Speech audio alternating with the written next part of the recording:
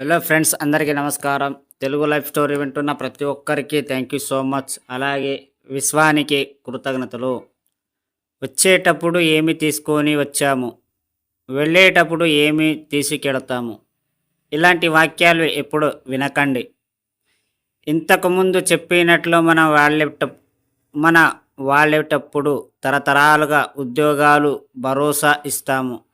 మనం చేసే వ్యాపార వల్ల ఇది చాలదా? కొన్ని కుటుంబాలకు మనం చేసే మేలు ఎవరు చేయగలరు? మీరే చేయగలరు. మీరు గొప్ప సంపాదపరులైనప్పుడు మీరు సమాజానికి గొప్ప సేవ చేయగలరు. ఎన్నో ఆలయాలకు డొనేషన్లు, సేవ సంస్థలకు మీ డబ్బు ద్వారా సేవలు అందించడం, ఇలా మీరే ఎందుకు చెయ్యాలి? మీ ద్వారా ఇవన్నీ చేయడానికి ఆ విశ్వం మిమ్మల్ని ఎన్నుకుంది. అందుకే మీరు ప్రతిరోజు చెప్పండి, I receive to give, I give to receive.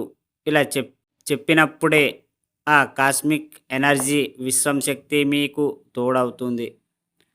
ఒక సన్యాసి ఒకరోజు తినేది చాలా కొద్ది మాత్రమే, అతడు పంచేది మాత్రం చాలా ఎక్కువ. ఎన్నో రకాల సేవ కార్యక్రమాలు, ఆనందానం, అన్నదానం, విద్యదానాలు, వస్త్రదానాలు, ఇవన్నీ ఎలా వచ్చాయి? ఆ విశ్వం ఇవన్నీ చెయ్యడానికి అతనిని ఎన్నుకుంది. అది అతను కోరుకున్నప్పుడు. అలాగే ఎవరు ఏ రక్తమైన పద్ధతిలో ఏమి చెయ్యాలి అనుకుంటే ఆ విశ్వం ఇవ్వడానికి సిద్ధంగా ఉంది. కానీ మీరు అడగడంలో సంకోచిస్తున్నారు. స్వచ్ఛగా విశాల హృదయంతో అడగండి. అప్పుడే మీకు అన్నీ సమకూరుతాయి. ఇవన్నీ జరగాలంటే ముందు మీ ఆలోచన సరళాన్ని మార్చుకోండి. కుంచించిన మనస్తత్వంలో నుండి బయటపడండి. అప్పుడే మీరు సంపాదపరులు కాగలుగుతారు.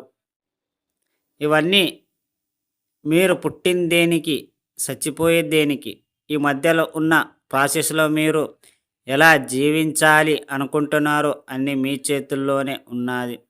పుట్టేటప్పుడు ఏమీ తీసుకురాం, అలాగే వెళ్ళేటప్పుడు ఏమీ తీసుకుపోను. ఇవన్నీ వినడానికి బాగుంటాయేమో కానీ జీవితంలో బాగుండవు. అలాంటప్పుడు పుట్టిన వెంటనే చచ్చిపోవాలి, మళ్ళీ మధ్యలో ఇన్ని రోజులు ఎందుకు బతికి ఉన్నావు అనే క్వశ్చన్ వస్తుంది. ఇలా బతుకుతూ బతుకుతూ చాలా దరిద్రంగా బతకడం, అది చాలా సన్యాసి నాశనం. మీరు మంచిగా ఈ ఉన్న ప్రాసెస్లో ఎంత మంచిగా ఉండాలనుకుంటున్నారో అంతే మంచిగా మీ మైండ్ సెట్ని మార్చుకోవాలి. నెగటివ్ మాటల్ని అసలు పట్టించుకోవద్దు. నెగటివ్స్ని, ఇలాంటి మాటలు ఎవరైతే అంటారో, ఎవరైతే అంటున్నారో వాళ్ళ పక్కన మీరు ఉండకూడదు. ఎందుకంటే మీరు కూడా వాళ్ళలాగా తయారవుతారు కాబట్టి. మీరు దేనినైతే మీ మైండ్ తీసుకుంటుందో అలాగే అదే తీసుకుంటుంది. ఈ స్టోరీ విన్న ప్రతి ఒక్కరికి థ్యాంక్ యూ సో మచ్. అలాగే విశ్వానికి కృతజ్ఞతలు.